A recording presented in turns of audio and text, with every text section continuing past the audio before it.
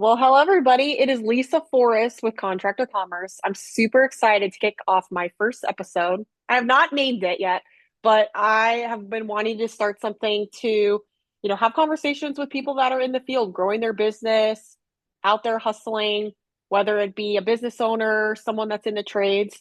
And the first person that I reached out to was Brent Imhoff with Palomino Plumbing. And Brent, great to see you. Thanks for hopping on this morning. No problem. Thank you for the opportunity. And we are going to talk today about a plethora of things. And my start is I want to learn more about you. So, people that don't know you, Brent, and your business, Sure. tell us how you got into the trades and like what made you want to get into plumbing. Alrighty. So what made me get into the trades? It's a longer story. Out fresh out of high school, all my friends were going to college. I was not smart enough to go to college, is what I always tell myself. So I did a manufacturing program, and it was like a school to work program, and it was a very nice setup. Company had great benefits and everything. But the job and title was me to stand still all day and just kind of run manufacturing equipment, and I cannot sit still. So unfortunately, I decided to take another path. I then worked at FedEx doing like package handling for a little bit. Nothing wrong with that job. I actually really liked it. But at 19 years old, I had something called myocarditis. Basically, I had strep throat the day before. And what the doctors told me is the infection in the ear of myocarditis caused my heart to inflame. My heart, according to the doctors, failed very shortly, and I remember waking up in a hospital bed, strapped down and everything. It's a little crazy story, but the doctor that came in asked me, at 19 years old, what was I doing in my life and where I'm working? And I said, well, I'm currently at FedEx. And he goes, do you love your job? And I said, I like it. And then he looked at me and he goes, but you don't love it. So find something that you want to do and learn to love it. So then I was like, all right. Well, I was like, I've always want to get in the trades. I'm not a white collar person. I'm a blue collar person by heart. Um, so the reason I chose plumbing is I grew up a Denver Broncos fan, hence why there's my logo's a horse. And the quarterback when I was a kid, the reason I became a Broncos fan, his name was Jake Plummer. And I thought of a plumber, thought I was a butt crack, thought I was hysterical. It's the main reason why I became a Broncos fan. So I tried plumbing. I found a large local plumbing company, and I was their first helper they hired. That company has since grew it to probably well over $100 million company at this point. But I started there, was not expecting to fall in love with it. To be honest with you, I kind of was like, I'll try it out, maybe get a month or two. I might try HVC, I might try electric, I might even try something else. I don't know. And I can't explain the feeling or the emotion, but within a week, it just like clicked. And I fell in love with plumbing. It's kind of hard to explain. I would buy every mechanical magazine to read about parts. I would download every brochure about, tanklesses and boiler systems and research pumps and read on it. I would read the code book well before I was ready to take my test. I was just so fascinated with plumbing, and ever since then, it's taken off for me. That's awesome. What a story. Yeah, that's the short version. Yeah. But Palomino is not the first business that you, as an owner, have been involved in. No, so when I first started with that large company, there was another employee there. He left and started his own company. He asked me to join him, and we grew it for about 3.5 years. And unfortunately, the way that I'm aware is our paths were two different visions. And partnerships in business can be very difficult, and there's a lot of headbutting and all that. And the appropriate way to word it is just we had different paths. It didn't work out. So then, since then, I left once I got all my licenses required to run my own business. And then I just kind of started all over again. And now, how long has Palomino been alive and well? So our official start date was January, I want to say 17th of 2025. So just over a year now. Wow. So 1 year in business. And are you comfortable sharing what you did in 2025 number wise? Number wise, I think my books on my P&L is close to like 300,000. Okay. What's your budget for 2026? My goal is to hit 500. However, Okay. realistically, I like to hit 750. I'm hoping this year we can start seeing growth, getting our name out there, and maybe hire one or two technicians to start running calls as well. Well, that kind of segues us into the next question that I have for you. So, what are you doing now that's really um, turning on the growth for a new That's really business? turning on the growth. So one thing that I'm trying to do a bit different. So long story short, I've been trying to get Google Verify for a while. That seems to be a pain in my butt. I can't figure that out. So if anyone's watching this and knows how to do that, please contact me. But what we focus on right now is Meta, so like Facebook and Instagram. And what we're trying to do is we'll take, posts of our jobs, just stereotypical stuff like that as well. But we'll also do videos of, say, how to repair, certain plumbing products as well. Because we try to educate our clients as well in the area. Because there is some more simple plumbing tasks that homeowners can do and they can save money Mhm. on. But at the same time, too, if they watch our videos, they think it's too complicated for them to tackle, they're more than happy to give us a call for us to take care of it. So, you're really just kind of being a brand ambassador in the field, showing customers how things work and if they have questions to reach out. Yeah, yeah, yeah, and we get phone calls. I mean, not nearly as many phone calls I would like, but we do get phone calls, of people calling us all the time, saying not all the time, but people calling us saying, "Hey, I just tried putting my toilet in, I'm having some issues. Can you walk me through it?" And sometimes it's just a simple phone call, we take care of it. Other times, some owners just tap out and they say, "Okay, when you can you come out?" We come out. A lot of times too, it's a very simple fix, or we put a new toilet in, or whatever it may be. But a lot of times it's just a simple fix and we explain to them how they do it. And they're very grateful for it. And that turns into returning clients as well. Yeah, because you're building trust. You're building Correct. that Yes. relationship through that. That's awesome. Now, as a new business owner in a new business, right? Resources are tight, and you want to be wise where you're dumping dollars. So marketing is probably something that you're doing in-house and you're doing yourself. Like I've seen your videos and some of the content that you mentioned. Is there anything else that you're doing marketing wise to get the name out there? So marketing was a bit of a roller coaster for me. So long story short, with the past partnership, there was a very large job that we had to tackle, and that took up a lot of my time my first year. But I was saving up money, and I looked up some marketing companies, and there was one that didn't necessarily specialize in plumbing, but they're a very large marketing company. I won't mention their name because I don't want to get in trouble, but they had a lot of promises, and I'm sure every tradesperson's probably dealt with this at some point. But they had a lot of promises on lead generation, call volume, and all that. And I paid for 4 months up front, and I also paid for ad spend as well. And out of that 3 to 4 months that I used them, I got one lead in return. And Oh I wow. had a giant goose egg that I had to fill back. So as Hmm. far as doing marketing myself, that's why you're probably seeing me post a lot more, is because it's just, doing it in-house. And then day by day too, I mean, we learn more about how to manage Facebook ads, how to do Instagram ads. My very first Facebook ad I did, I didn't even realize like I didn't even put like a way for customers to reach out to me. It was just a random post. So I Oh, paid money for ad spend and it was worthless. But at the end of the day, you live and learn. yeah, for sure. Well, and it's each day, right? You learn something and you get Yeah. better and better. And there's a Yeah. lot of resources in the trades, right? Whether it's Facebook groups or conferences. I mean, that's where we met. So you kind of taken that knowledge and spin it on your own. But as far as the sales process goes, like what are you do honing in there? Like when you get a lead that comes in, Mhm. how are you walking through anything that you learned, anything that you kind of hang your hat on? How does your process work with your customers?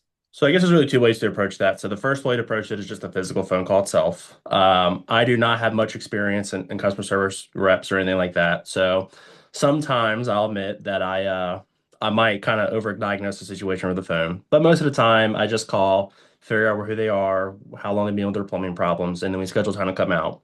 And I'm slowly getting better at that. But the my bread and butter is when I get to the house and do a sales process, right?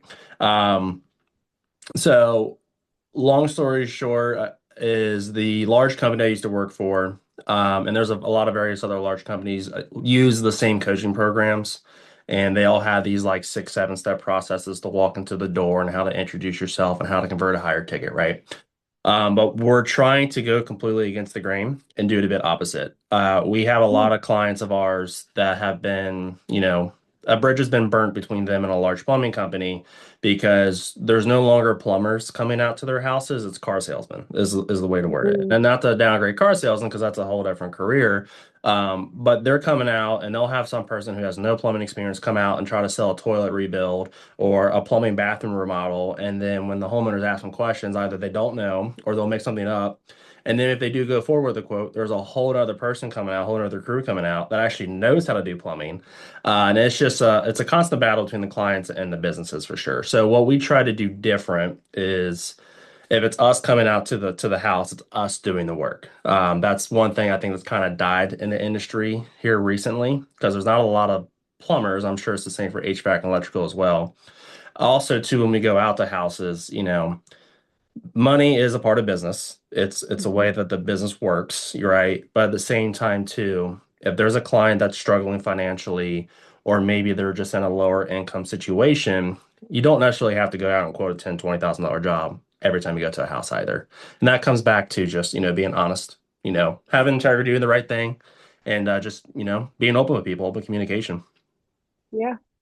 I like that you're looking at it from a different point of view and a different lens because I think when customers, again, it's about the relationship and the trust. I see a Hmm. lot of that. I've been attending a lot of conferences this year, and customers, are saying in different surveys, like, I'll spend more money if you can be upfront about what I'm getting sold or what is entailed and what you're coming out to do, whether it's a drain cleaning, repairing a toilet, a sink, a leaky faucet. I think if you build that trust early on, people are more apt to continue doing business with you. So, what about technology or tools? Like, is there anything that has really, really made you more efficient? You mentioned AI before we hopped on. I'm curious if there's anything that you're using that's helping in Yeah, those areas. it's being first going in second year business. I mean, our resources probably won't be as vast as larger companies, and we'll eventually get there. But we just use a very basic CRM. We don't use anything too crazy. But AI, there is some integrations coming out, and that's kind of the way that the industry is moving. I mean, eventually you'll have AI service reps answering phones for you. Customers won't know the difference. You can even have like AI bookkeepers, doing book work for you, kind of look into your books and kind of dive down a little bit deeper. It does take out kind of the human aspect of the business, but I think, you got to grow with the times, right? And if not, you're just going to be behind. Yeah, I think I do think though with AI, it does get thrown around a lot, but I do think it does make owners and businesses and the employees do some things to an extent of 80%. That Hmm. 20% can be that human intervention and that human touch. Because I mean, it's still changing every day. I mean, you can Oh learn yeah. something new about AI every day. But again, like you said, if you're not part of it or you're not doing it, you're going to be left behind. I mean, again, it's something that's here and evolving Yeah. very, very fast. And one thing I can maybe forecast in the future with the trades in general is we live in a world now of such convenience, right? So like, Amazon's to the point now where you order something typically even later that day or the next day it's at your door, right? So our whole industry and our whole, human economy is based on convenience. So as far as even hiring technicians or service experts or plumbers, however you want to word it, I think inevitably what we're going to battle is you're going to battle those lazy technicians, right? Well, it's all taken care of for me. I'm gonna do the minimum. So I think that's one thing as a whole, as an industry that we probably need to hone in on. Yeah, yeah. So, you've been in the industry for some time, working for a large company, having two different businesses that you've been a part of. What have you seen that's changed in the years that you've been a part of the trades from when you Uh, started to now? so like I mentioned before, when I first started, and it could have been because the plumbing department just started off the ground, but I felt like that company, when they hired people, was hiring either licensed technicians and or people who are really close to get their license and have plumbing knowledge, and apprentices like myself as well. But then as that company grew, they were no longer hiring technicians, plumbers, people in the industry or want to be in the industry. They're hiring more of just people who had a really good personality. And again, a lot of these coaching programs, they'll tell you hire for personality, train for skill, right? Well, what they'll do is they'll hire for personality, teach them the sell, but then won't teach them the skill. And that'll lead to more callbacks. Your quality of work will go way down. And I think that's kind of been the way that the business has been shifting too. Because even when I partnered in the last company, it was kind of already shifting that way. To where we had one or two dedicated, we'll call them sales techs going out running calls just to sell it and the other techs doing it. I wasn't a fan of it, but that's just kind of how the way the industry moved. Yeah, yeah. So this And this and you whole sorry to interrupt you, but this my whole again philosophy with my business is I'm trying to go completely against the grain. So I don't want to go so old school where you have a guy shows up to your door with a rusted out truck smoking a cigarette and butt crack showing, right? And then I don't want that, but I also don't want the salesman approach either. So we're trying to find the happy medium and kind of go Mhm. against the grain and kind of make that hybrid pattern there. Well, and each day you have that opportunity to do that, right? Whether it's, every service call counts and you're going to learn something and you can kind of sway your approach to better serve the next day. Yeah, yeah, absolutely. So, what's something you're doing that someone who is watching this should do this month or, within the next 3 months? Is there anything creative, unique, something again that you could hang your hat on that you think, Um, hey, you got to do this I mean, I would say like Meta again, back to Facebook and Instagram. I kind of think that's the way that, and again, I'm not a marketing specialist, but I think that's the way that it's kind of shifting. I think getting your name out there, having a face to the company out there on camera too is huge. There's a lot of people who don't want to be on camera, and that's, I was that way. I was very uncomfortable at first, but once I started making a bunch of videos, I got slowly and slowly better, and I'm still getting better day by day. But I do think that's like, because again, back to this whole AI thing, right? Is, you have these videos now where sometimes you can't even tell if it's, AI or real. And to have that real human interaction of a face with a company, I think that's huge. for sure. For sure. And it separates you. Kind of what you said Hmm. before is like you want to be against the grain and find your way to do it. So, since this is solely your business, right? Hmm. Rent and Palomino, solely yours, 100%. What are you doing differently in your past learnings? So I think we touched on that with the other questions. But going completely against the grain. Again, this is probably in every area. I'm not, targeting my area alone, but I'm in the Northern Kentucky, Greater Cincinnati area. And what a lot of clients or homeowners don't know is they all use the same coaching platforms and or maybe different coaching platforms, but what they don't tell you is all the coaching platforms copy one another. So all you're doing is you're hiring somebody who knows a script, who's doing the exact same thing. And let's say if they get burnt with company A, they're going to call company B, and company B is going to run the identical scripts. They're on the same processes and the same everything. So we're trying to figure out ways, and again, day by day it's different, but we're trying to figure out ways to be a bit different there. When you are putting videos out, are you looking to see what's getting engagement and interacting with those posts more? And if you see someone's interacted with that post, are you pushing that as an ad, or how deep are you in your analytics? Because you really hung your hat on Meta. Um, So learning day by day. okay, Have I looked into that? I won't be honest with you, I have not. Should okay. I? Yes, that's gonna be something we're looking into soon. I mean, there's when I tag, like, let's say if we did a business, right? And two businesses recently we did was a hair salon, and another one we did was for a bar in downtown Covington, which is just right south of Cincinnati, and it's a board game bar. Really cool, very niche atmosphere. And we made videos talking to the business owners, talking about their plumbing, as well as talking about their business as well. And when we tag them in our post, the amount of views that we get or comments we get seem to be triple, if not quadruple, than, if I just post something by myself. And I think the short answer here is consistency. I think, Hmm. posting at least once a week, twice a week, if not every day, we'll slowly start seeing our views climb, engagement climb, stuff like that. Yeah, I'll challenge you to do daily because again, that's a touch point, right? And it's Yeah. eyes. You want to keep building consistency, but you're an owner that's working in the business. So how do you separate that? I mean, that's got to be tough. Like, you're taking calls, you're managing a business, you've got employees, like you're all Yeah. over the place. How do you I, stay I, grounded and organized? I am the bottleneck for sure. So, and the best way to explain is kind of like a teeter-totter, right? So when I'm not busy, I'll post a lot more on, Meta, Facebook, Instagram, all that fun stuff, or Facebook groups, all that fun things.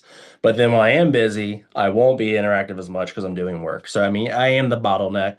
Um, I think it comes down to just waking up early, right? Earlier maybe than maybe I should get here, kind of get things done before the day starts, have a checklist. Every morning, what I do is I'll go on a Word document and I'll type a to-do list. Like, hey, here's what I get done today and prioritize it. This is a non-negotiable versus, if this goes good the next day, it's not too bad. And I just kind of sit here and knock it out. I mean, distractions are, you know, could be a big pain point, growing further. But as we grow, hopefully we can delegate other tasks to, other people. So this one might catch you, but you've been doing this for some years now, right? Hmm. Who do you look up to in the industry? Is there someone that you really respect and listen to and you learn from, or is there a mentor that you like really appreciate that has really, increased your love for plumbing? And it may not even be someone in plumbing. It could be somebody in the trades. So there's a YouTube channel. His name is Roger Wakefield, and when he first started his channel, I was like first month in the plumbing, and I remember messaging him, and I thought I was the coolest cat in town because he messaged me back saying like, "Hey, stick with plumbing, you're gonna love it," all this stuff, right? So I thought I was the coolest cat in town when he messaged me back, but his channel was dramatically smaller than what it is now, and I get a lot of influence from him because he's always posting on water pressure, how frozen pipes and different products and all that stuff. So I get a lot of inspiration from him, and as well as trustworthiness. I think when you watch his videos, you just think, he's a very trustworthy guy. Doesn't come across as sleazy or anything like that. So is he in the trades or is he a plumber? So his story is he's in Texas and he has done plumbing from like commercial, residential, the whole nine yards. Started his own plumbing company, and then now I'm sure he's not in it anymore, but his main focus is just doing videos about, tools or certain products or, maybe why a certain piping system is better than another piping system. So last question I have for you. Uh-huh.